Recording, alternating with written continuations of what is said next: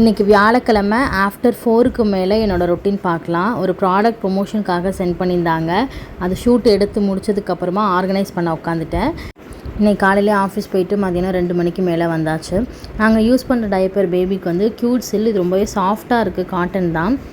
ஹேண்ட்பேக்கில் வந்து பார்த்திங்கன்னா mostly diaper, tissue paper, ஒரு ட்ரெஸ்ஸு தான் வச்சுருக்கேன். இப்போதைக்கு எதுவும் தேவைப்படல பெருசாக. அங்கே ஃபீட் பண்ணலாம் அப்படின்னு சொல்லிட்டு பம்ப் மிஷின்லாம் எடுத்துகிட்டு போயிருந்தேன். பட் ஆனால் டைரக்ட் ஃபீட் பண்ணதுனால அந்த பாட்டிலாம் எடுத்து திரும்ப பாக்ஸ் எடுத்து வச்சாச்சு. ஈவினிங் ஒரு 4:30 போல் இருக்கும். ஜெய்யும் கிளாஸ் போயிட்டான். எங்களுக்காக வந்து இப்போ டீ போட்டுட்ருக்கேன்.